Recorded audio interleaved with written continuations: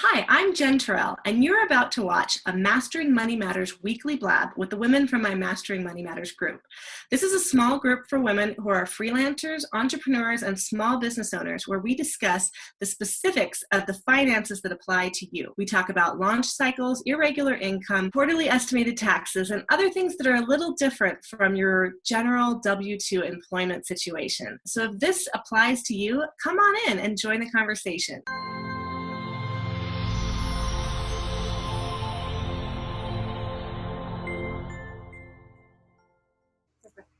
It's Elsewine. Elsewine. Okay. So pretty. Yeah, that is way prettier than what I was saying. Elsewine. I need to remember that. Okay, thank you. Because I've read your name online. Isn't it so funny sometimes when we actually have a conversation with someone whose name we've seen typed but haven't said it correctly? Yeah. Totally. Like Deshay was another one, Lisa, from way back when. I was calling her Desha for ages. So was I. Oh my gosh. Yeah. So I'm glad Elsewine. That's a beautiful name. Tell us about your business and the presence coaching. I'm really excited to learn about yours.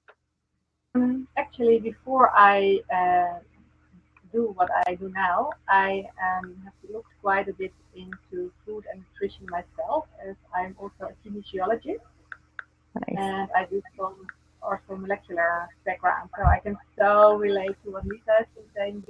Spot on with everything. Like what you eat is so influencing how you feel and how your body is acting, and even how your mind is.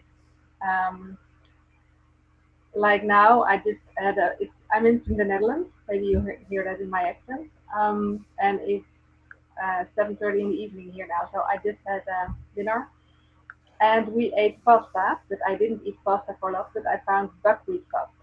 Buckwheat. So I feel that it's serving my body better than the normal one. So I can totally relate to everything that's being said. Awesome. And for a while, I've been thinking about creating online programs on that in Dutch for people to learn more about food, about pregnancy and food, and stress and burnout prevention. But I really was afraid to stand in front of the camera, which is a big part of creating an online course, I think. Of course, you can write an ebook, but it's different if you talk to people and let them know what you do. So, and way back when I was a student, I always was afraid to speak in front of groups and larger audiences. So I joined a debating club to overcome that fear. And I learned a lot from that. I don't know if you know debating as a sport, but you get a motion and you're signed up a position either in favor or against. So it's not your own opinion that you're sharing.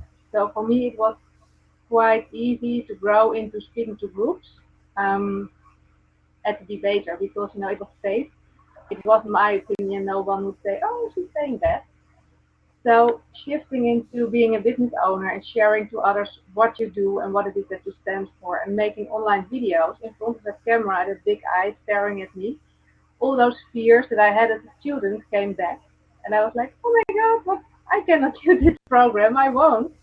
And then someone said to me, "Well, you can do this training, and it's all about presence and feminine presence, and you will learn a lot from it." So I checked it out, and actually it did. It made such a difference, and I got so excited about it that I decided to become a teacher in this work, and I started doing my groups here in the Netherlands, so in person, and also working with men. Just last Friday, I think I had my 9th workshop with men as well, working on presence and presentation. And it's really great that I also get a lot of experienced speakers who come and learn about presence, because it's so not known to people, and yet it's so natural and easy if you know how to access it. It's part of you, but we don't know often what it is exactly and how to get to it. And with this practical method, it's so amazing. So I'm currently working on my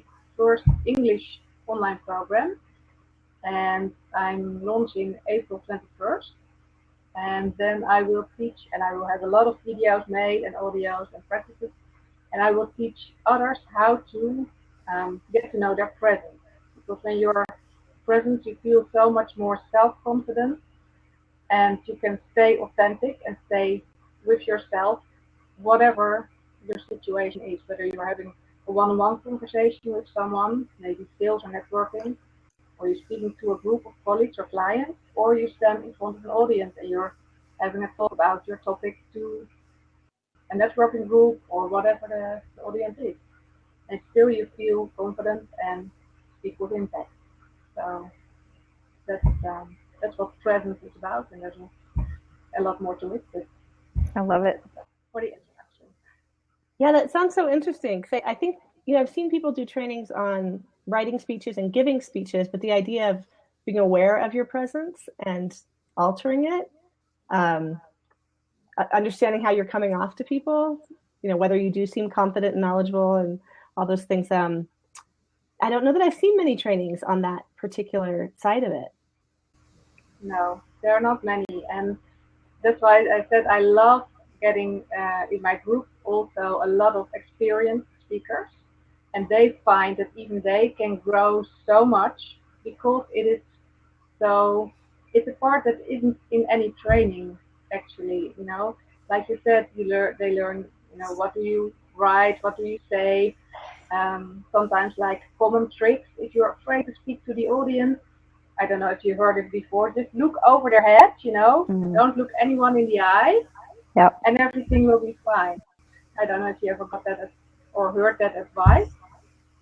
And that's one of the worst things I think I agree. you can do, because you want to connect to your audience, and that's looking them in the eye and connecting to them. And if you're just staring at them, or when you're taping a video and you're just reading out loud your audio cue, no, when I see that, I just go, yeah. Well, that's one reason I like Blabs, and I have never done a webinar yet, is because I like talking to you guys.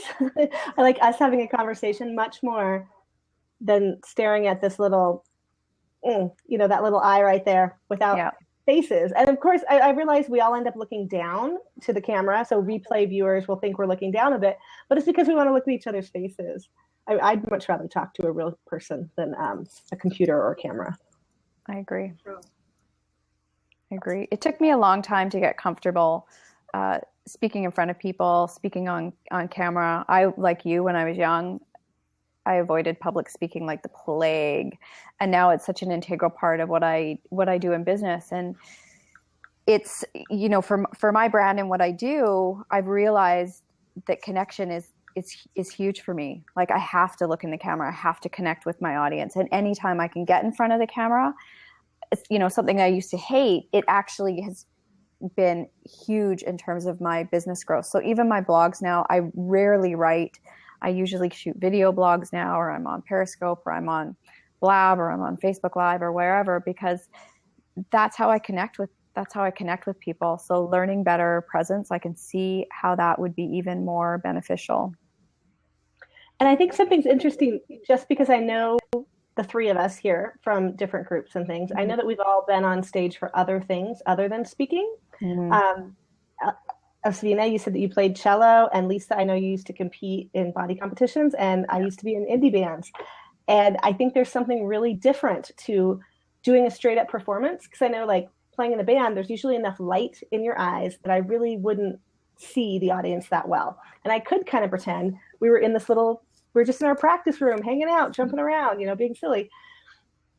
It was when I would do solo stuff, like play acoustic guitar and sing without a band behind me and without lights, like more coffee house style. I often would try to find a specific, very sympathetic looking girl and look at her and sing to her, because I was like, okay, she's paying attention. She's not like clanking glasses around and like ignoring me while I play. So if just one person will pay attention, then I could focus on them. But speaking, I find way harder, the idea of speaking, than playing something, because you have this other thing between you and the audience. The instrument, the cello or your guitar. Right. The cello, it's so big, it's like a body between you and the audience. And Lisa, I know that that sounds so vulnerable to me to do body competitions, but still it's focused on this thing that you've worked and honed and are presenting. And it's not necessarily like, Well, I don't know. I could be totally wrong here. Well, I started off as a dancer, so that's how I first got on stage. And when I would compete when I was doing fitness competitions, I always made sure that my routine was based on a character, because then I could be the character. And in fact, one routine that I did, I was literally covered head to toe. Like I even had a face mask on. I'll see if I can find a picture. I'll post it in one of our groups. I was literally covered. I was a skeleton covered head to toe, because I was able to step into that persona then and let go of my nerves, because I wasn't myself. When I had to go out on stage in, the bikini round, I don't know. I think you just kind of disconnect. You do your tea, you do your thing, and then whatever. But I was being judged on my physique. So it was vulnerable. Like now I'm thinking about it, I'm like, wow, that is pretty vulnerable. What the hell was I thinking? I think I was just so carb depleted that I didn't care, right? It was part of the process, and that was never really the part that I loved. Anyways, it was the actual routine part. So, but yeah, there is something a little quite scary about prancing around a stage in high heels and a bikini that's glued to your body, ladies. Oh. So no slippage. Most people don't know that, right? Oh my God. That's true. You don't want any malfunctions, right? Yeah. On the other hand, I think maybe I should try it once, because I think actually when you master presence, it can teach you to stay true yourself and out of your ideas and like, what would other people think? And am I doing it wrong? Am I looking stupid? Those thoughts and those prejudices get so they're so diminished, they grow less, and you can stay true to yourself also in a difficult situation. I mean, Jen, if you're performing and this nice girl gets in text like, oh, you have to come now, and she walks away and everybody else is looking grumpy at you, and what do you do? Can you still perform? And I think that's a lot what presence has taught me. And it's like I always say, like it's like a muscle that you get to know. So the practices are the beginning, and the program that I am setting up will therefore be also always open. So you can always go back and redo practices and go to the next level of it and repeat them, because it is like a muscle, and the more you practice, the better you get at it. Yeah. I remember when I just started about 3 years ago, I was like, you're getting out of your head into your center, being self-confident. And I had this really, really nasty conversation with a woman who was blaming me for all kinds of things. And I was like, I can get out of it. I'm in my presence. And in 2 seconds, I was out, and I couldn't get it back, because my muscle was not strong enough yet. So I'd be curious to see that woman again now, 3 years later, where my muscle is so much stronger and I can held up. There always can be some situation that throws you off, but I feel I can stay so much more to myself and centered, no matter what's happening in a room or around me, whether it's one person that's like this woman who's really, really nasty, or I was in a trade show and it was a bit of funny setting and I was doing my things and it was very interactive, and not everybody had expected that. And people started walking out of the room, and that moment I could have lost everybody else who stayed by going to my head and worrying like, oh my God, I'm doing it wrong, why are these people leaving? And in the end, I heard they especially came to this trade show for a special dance class that would start halfway through my 1 hour thing. And they just left because their dance class had started. And they didn't know that I would have like a comprehensive thing of 1 hour. They just thought we hop in for half an hour to take in what this lady is telling us, not knowing that I was going to do practical exercises. So they were leaving. So there were about 28 people. It was a bit full also. And about 6 of them left, and 22 they stayed. And I so felt like, okay, I can just stay. I don't know what's going on. And I wasn't thinking about it. I was just grounding, staying to myself and completing it. And people who stayed really loved it. And afterwards, a lady came to me and said, oh, we're so sorry, but we didn't want to disturb you, and they just sneaked off. And But I felt in that moment it helped me so much to just stay and do my thing in the best way that I can, and not being distracted by the other thing. Yeah. So, I love what you said about practicing that presence. Because, you know, as you were talking about that, and I was thinking about, why didn't I feel vulnerable when I was walking around stage in a bikini? Why didn't I? And you know what? It's because I spent just as many hours practicing my stage presence and actually practicing my walk and where I had to go and how I had to turn, because I needed to maintain that stage presence. Like, you have to walk out there with an air of confidence and I've got this.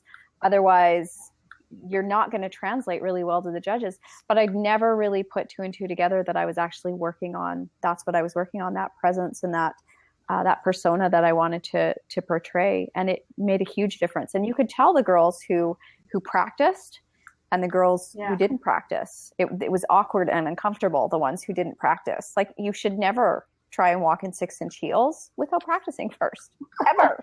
Yeah, agree. Especially in a bathing suit. Well, and that made me think back from like indie band touring days. There are different times when there have been shows that become kind of legendary, where it was like the Sex Pistols playing to 6 people in this tiny place in London, all 6 of whom went on to start bands like the Buzzcocks, and this really important show that hardly anyone came to, but their performance was so mind-blowingly amazing that they inspired like pretty much everyone who attended to go on and do punk bands afterwards. Like, thinking about those shows where you play as if you're playing to a stadium, even though there are only 6 people and maybe a dog in the room, right? Yeah.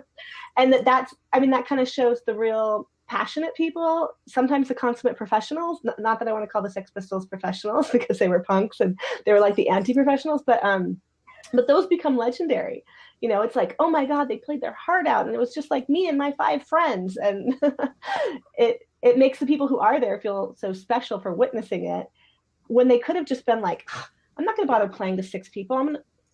Let's just go. You know, like, a lot of people do that. They will just leave if they don't feel like they get enough audience response or enough people in the audience. And that person in the audience might be like the most important person for you to ever reach in your whole life.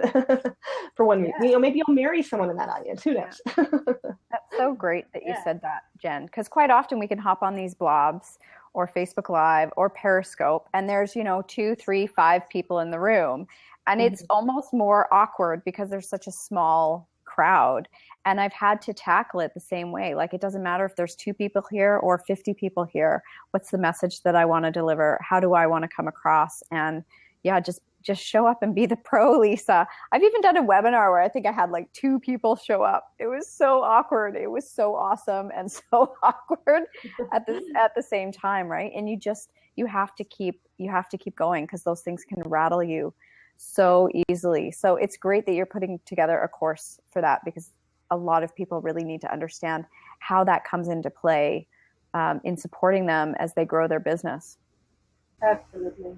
I get many entrepreneurs in my group, but also people who work like for a company, and the response that I get from them are also very, very inspiring and very amazing. There's one lady she works at a big bank, and she's done a few series with me, and she's been now asked to, she's given a promotion to lead a team, and then she got headhunted from the headquarters to set up a whole new unit.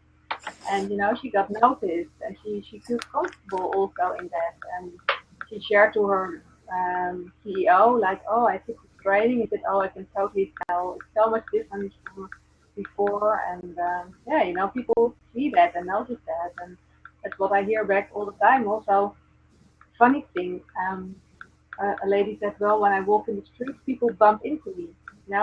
She was just not visible. Her presence was not there. And she did 1 or 2 of the practices before going into the mall or busy places. And she said, it never happened again. After she does that, if she does practice, people see her, notice her, and they don't bump into her. So that's cool. From very small personal experiences of people, feeling drained by others, by their energy, if you can stay to yourself, have boundary group, and really be present in the moment, it's really amazing what things can shift and can mean. People can be afraid to go networking. I don't know if you can. Oh, I hate networking. Go to a place where you don't know anybody. Well, when you do these practices, it's much easier. And then I went to a company where everybody knew each other, and I didn't know anybody. So that's like double the normal awkwardness when you go networking. And I just thought, well, okay, I will just around, do my practices, and walk in and stand with a group and have a chat. And it ended up that one of the women said, "Oh, sounds very interesting what you do. Can you send me some information?" And she did a VIP one-on-one with me. And sent a colleague later to me like, "Oh, that's so great to have to do." So if in that moment I would have thought, well, the event is over, I'm going home now because I don't know anybody, and everybody knows each other, that's too awkward. Well, that would be too bad for me to miss out. I didn't go in there to like, oh, I have to score a job or something. I just wanted to connect and learn about the company and the people. But by just being myself and sharing what I did, well, this was the outcome. So that was extra nice. But I felt okay going in there as well. And that's, well, 5 years back, that wouldn't have been the same, so to say. Well, I think I know you were saying you do sessions for men as well, but I think for women in particular, we've seen all these studies that show that women, at least in America, negotiating for your first salary, women tend to negotiate for a much lower salary. And the sort of knock-on effect of that throughout their entire earning career can amount to, hundreds of thousands to $1 million difference in salary between a woman who graduated from this course, a Harvard MBA, female and male.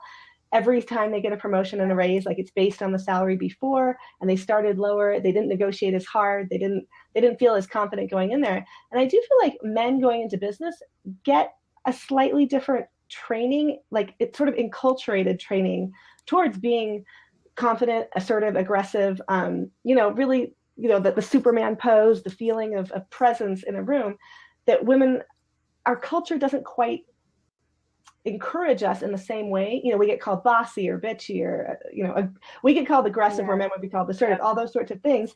And I think this approach sounds fantastic. I love it. I'm really interested right now. I'm like, I haven't done a whole lot of public speaking, but I do feel like a lot of us need to, I mean, the events I've gone to where I've met people lately in the last year or so, I love meeting you guys in person. I mean, I haven't met either of you in particular in person, but the women I know online through these groups, when I have, it feels like a long lost cousin or something, because we get to know each other on here. We finally hang out in person. I was just in the UK and I got to meet Joe Gifford, who I met at the same time as you, Lisa, in 2014. And it was absolutely like seeing a best friend from college who I haven't seen in a few years. And, we know a lot of the same people. We have very similar things going on in our lives. And we just, there was no awkwardness at all. Like we hugged, we sat down, and I was like, I think I would like to go to more events so that I can meet more people in person. Because I'm so, geographically isolated in Arizona. But so speaking would be a great way to get to do that. Like, instead of spending all of my money going to all the conferences, getting paid to go to a few would be fantastic too.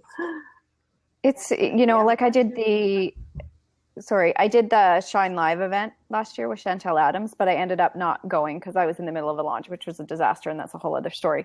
But I signed up to go again this year because even though there were, circumstances as to why I didn't end up there for 3 days, it was really obvious to me that it was uncomfortable for me. Like I didn't quite have my confidence muscles on in terms of being in a room filled with these amazing female entrepreneurs and hold my own. So I've registered to go back again this year, and it just feels different. And I actually just signed up for another networking event, which I normally would never do. But I'm just kind of at the place in my business and with myself where I'm so over my own crap. Like I'm so done with my own crap. Like just show up, own who you are, talk to people. Nobody's going to bite your head off.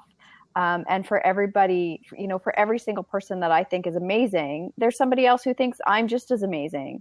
And it's taken me a really long time to get to that place and not have it be an ego thing. It's just I get to show up and be me and do my thing and stop measuring myself against other people. And that was really, really getting in the way for me.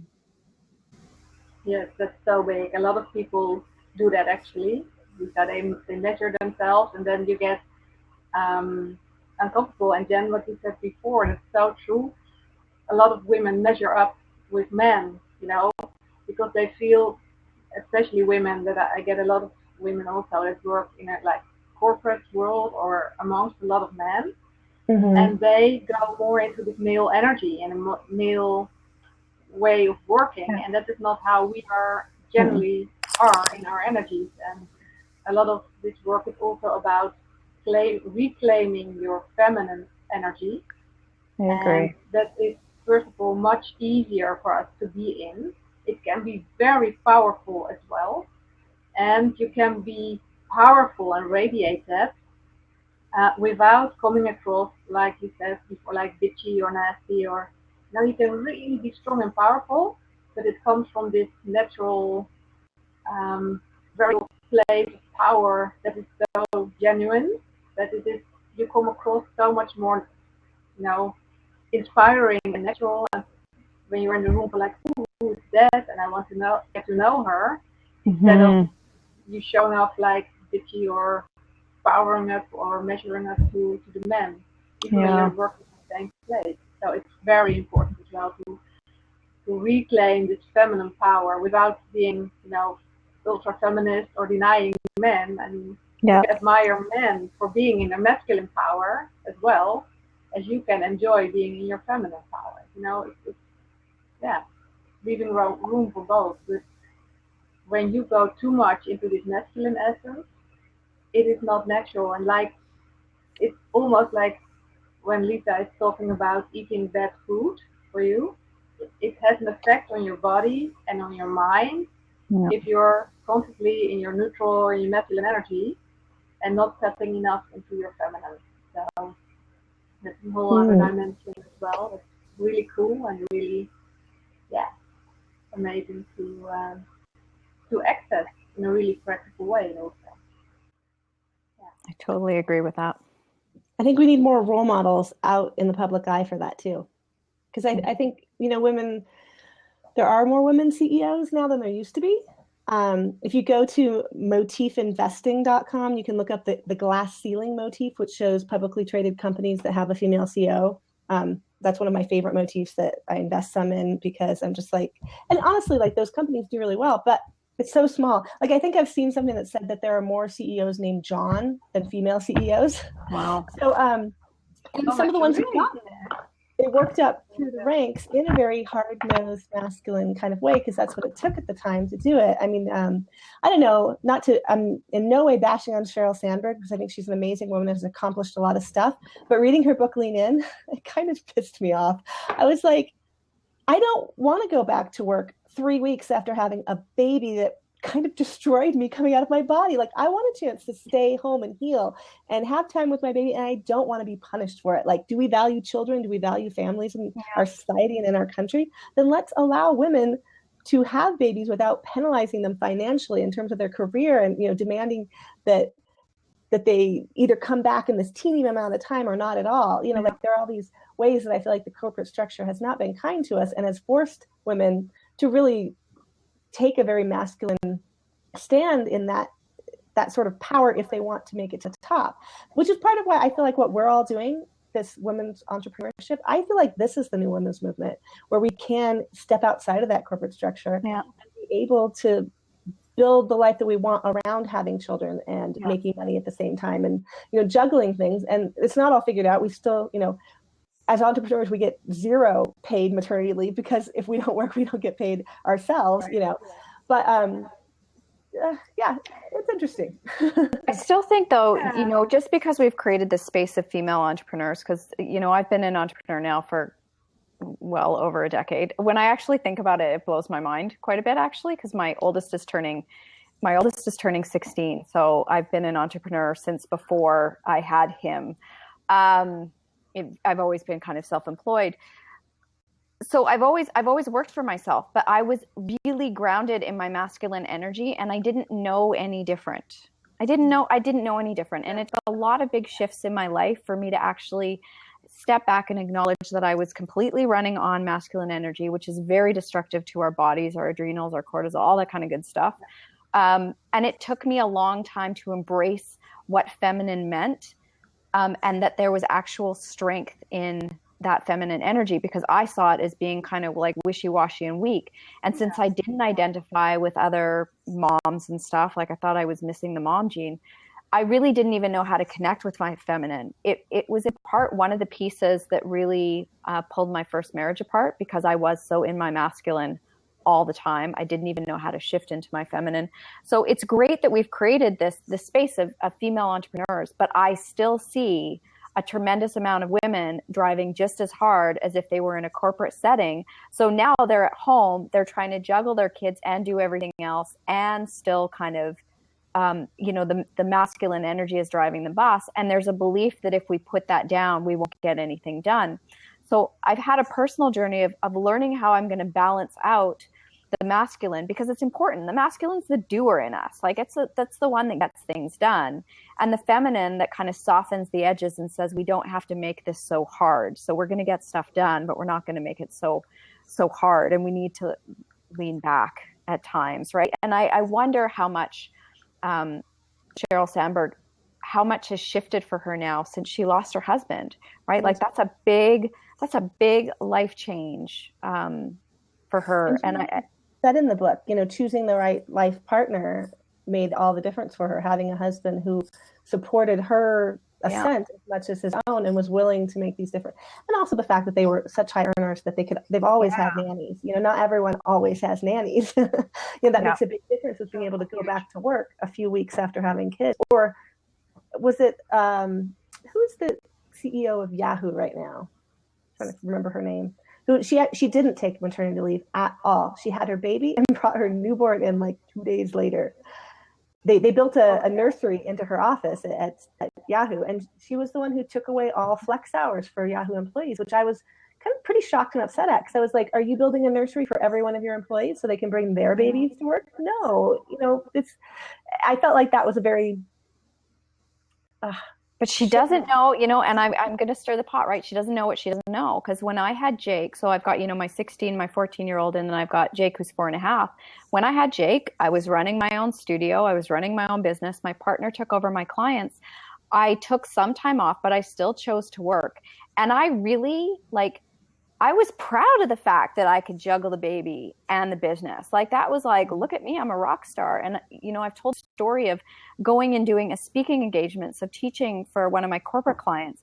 And on the way from that speaking engagement to my next set of clients, being hooked up to my breast pump that was plugged into the cigarette lighter of my car.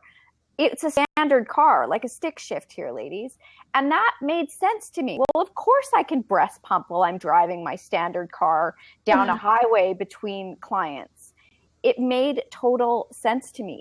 It didn't even click for me that this is not a normal way of operating. So these women that are kind of perpetuating this, I don't think it comes from a place of wanting to keep us down, but they really believe in the strength and power of being able to do all these things. And until something happens in your life and you realize that it's crazy pants and you're burning out your body, and where you believe you're super strong is actually your greatest weakness, nothing is going to change. So, women, it's like, we're so ambitious. We want all these things. We want our dreams to come true, and we want to be moms, and we want to do all these other things. And we're just having a really hard time reconciling what it's supposed to look like. And I don't think there's any perfect way of doing it. And I think it's very, very unfortunate that so many women have to kind of hit that wall before they realize this is crazy pants, right? Their bodies literally give out. So it's a shame when I hear things like that, like she's bringing her baby to work and then taking,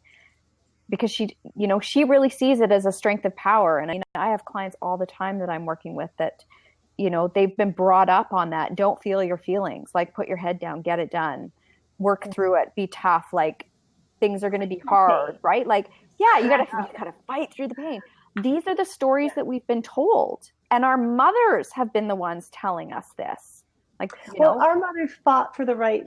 That's right. To work and climb at all in these corporate. I mean, they were desperately wanting these chances, and I don't know. I mean, to be honest, I think because I had two high risk bed rest pregnancies that I could not work through, and then have special needs kids who needed so much more, um, than I was willing to turn over to full-time nurse and nannies. I don't know. I guess just seeing Sheryl Sandberg's stance on it, I was like, but that's not the only experience. Lots of moms cannot get up out of that birthing bed immediately. Like my sister, she has scoliosis as a child and has a fused spine. Her pregnancy was all beautiful, all natural. She wanted it all to, be water birth and perfect, but the baby could not. What do you call it? I'm so far from drop. Yeah, drop. Baby could not drop the head. Where you and the everything's supposed to kind of loosen up and all your ligaments go to jelly and all. Like she could not have had that baby without assistance, and it did a great deal of damage to her. There was a lot of tearing, a lot of stitches, a lot of stuff. Yeah. She's a tiny, tiny person, and without medical intervention, that would have been a really difficult thing. I mean, that could, in other times, very well could have been a lethal childbirth. And Absolutely. And mine were, I don't think I could have carried either of my children full term without some medical intervention. I was hooked up to IVs a lot and had a lot of stuff going on. So the fact that she can get up and go back to work doesn't mean that everyone else can or should, I don't know. No. I'm not going to speak for her, but I know a lot of us have tough experiences. Yeah. So I agree. I think that's the thing. As women, we just need to be more compassionate around everybody has a story and everybody's coming from their own perspective. And that's all they have. Like, my teenager is never going to have my perspective, and I'm never going to have his perspective. I can have my teenager perspective, which is different from his, right? Totally different. Right. Oh. And so if we can just be compassionate around other people's perspectives and really sink into the fact that everybody, I think, is truly trying to do the best they have with what they know, even if we don't like it or don't agree with it. And hopefully women continue to challenge this mindset around the masculine energy needing to lead, and find a way to balance out both. Right. I would go back and do things different. Mm-hmm, exactly. Also in the corporate world, I think, I am an entrepreneur, you are, and a lot of women are, because they want to have their life arranged like that. But I think it's also very important, also in the corporate world, or especially in the corporate world, that you come from this place of your feminine essence, this feminine basics. Of course, like that, we need both. Melissa said that it's true. You can access both, but the basics, your fundamentals should be your feminine. You should know and be conscious when do you need to hop into your masculine, when do you need it, and then you can just use it to your best advantage. But if you just, like you shared before, Lisa, you were in this masculine essence and you weren't even aware, which you can, it's not a blame or not shaming on everybody, but it's so much more potential and so much more joy also for people. I have this great practice where you experience physically the neutral energy, the masculine energy, the feminine energy.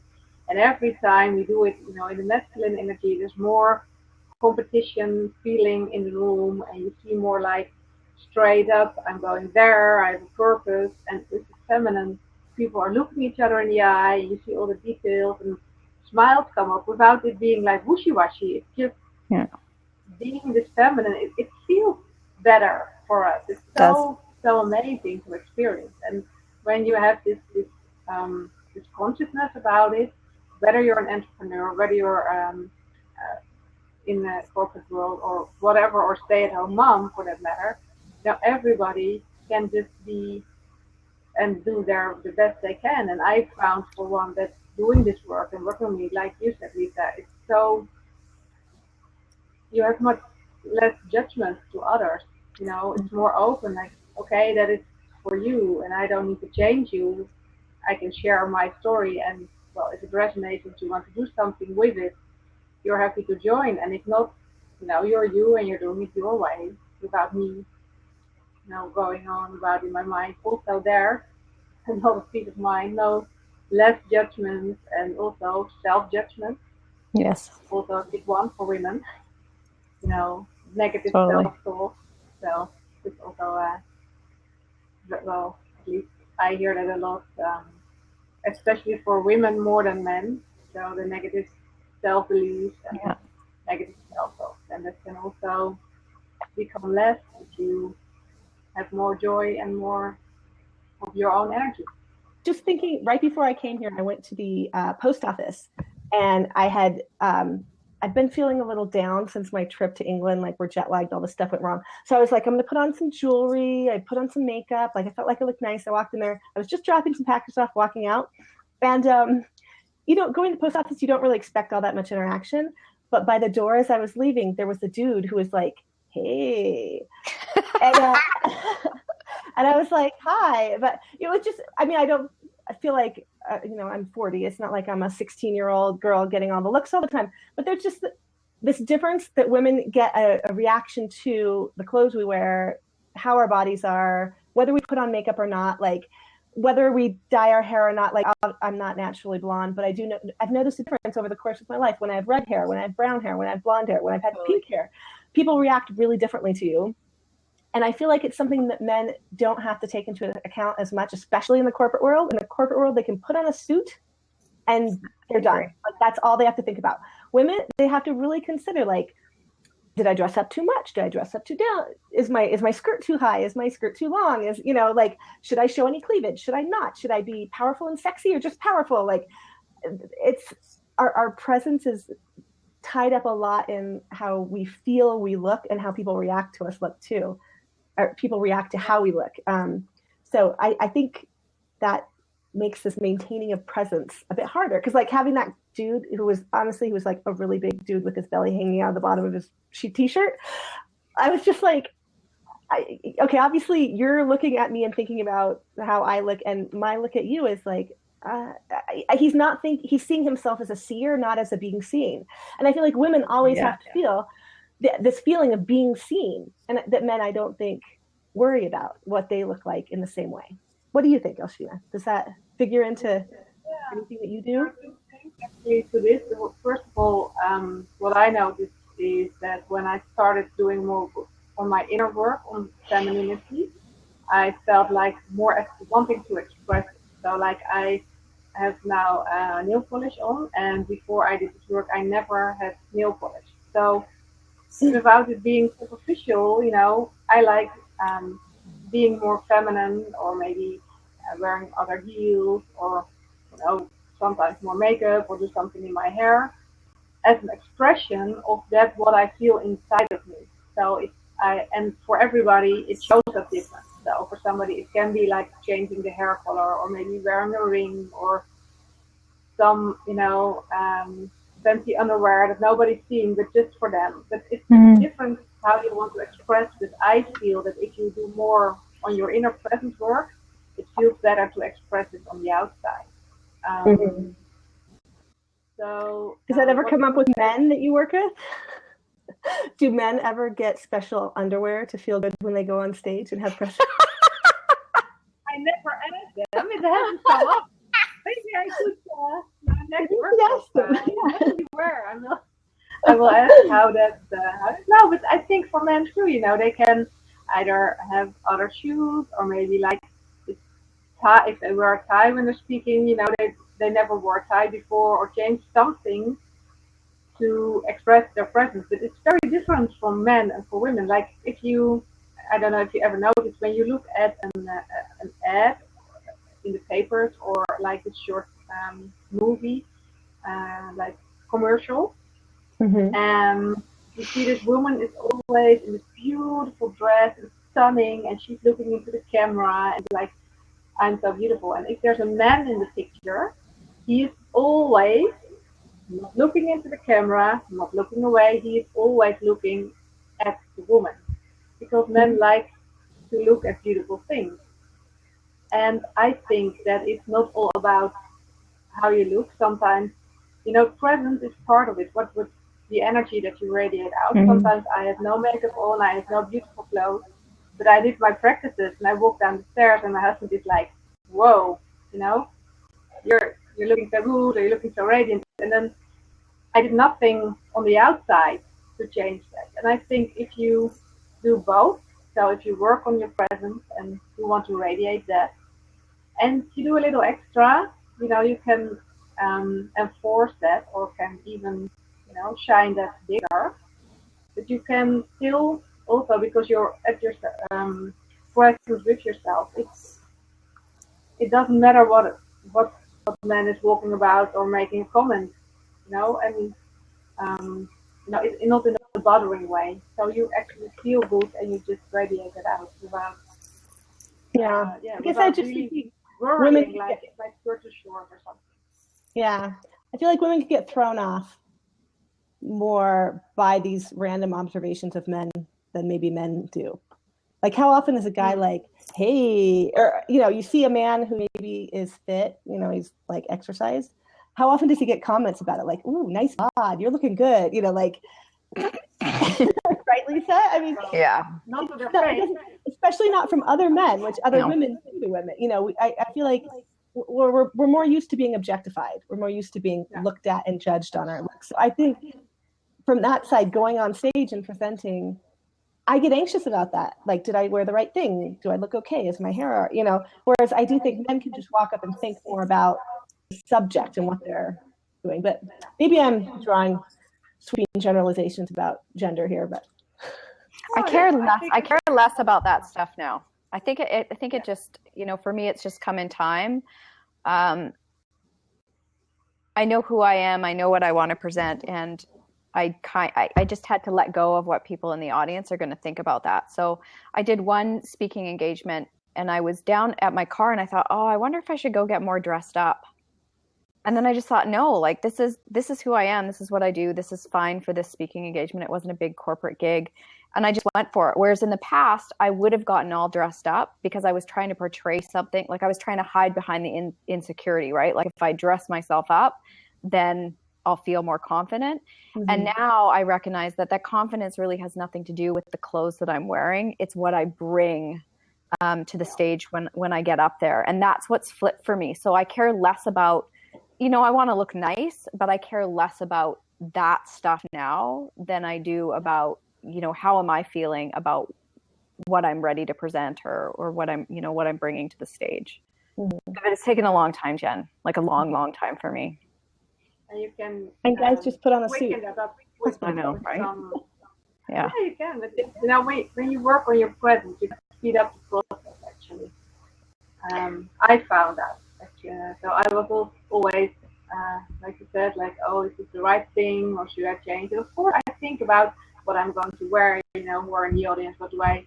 But I don't keep going on about it or keep doubting or.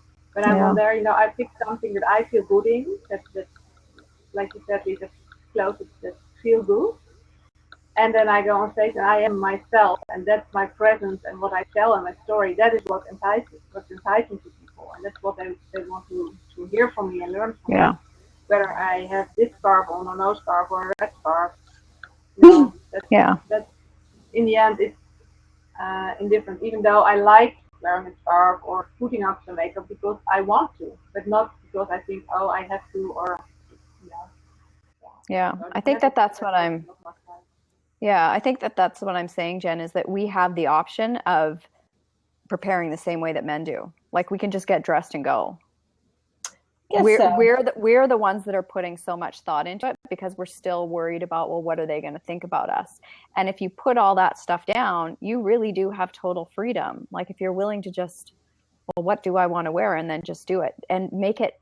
We attach so much emotion to it, whereas men don't. And that emotion that we're attaching to it, that's ours. It has nothing to do with anybody out there. So when you flip that around, you really can step into the same persona as men. And I do think that there's quite a few men who have alter egos that they channel when they get on stage. Like some men will put on a pair of glasses that they don't normally wear, or they'll tuck a hanky in that they don't normally wear. Like something that allows them. I used to when I spoke back in the day, I had a Supergirl belt buckle that I either wore or was in my purse. Right. So I think that a lot of speakers have different things that they use, that they channel to find their inner kind of strength, courage, whatever it may be. And I think that, to say that men just throw on a suit and go up on stage, I don't know if that's necessarily true. Even Tony Robbins, he has a huge 5-minute thing that he says over and over and over and over again before he steps out on stage. Well, he does a massive performance. Right? Yeah. He's like right? choking around it. Yeah. But even he needs to mentally prepare for that, right? He needs to get into that space. If you want to find out more about joining Mastering Money Matters yourself, go to my website, jenturrell.com, and click on the Mastering Money Matters button in the navigation bar. Designed as, like I said, a step-by-step, week-by-week approach to nutrition to help women really put their hands back on the wheel of and take control over their relationship with food and really understand how to build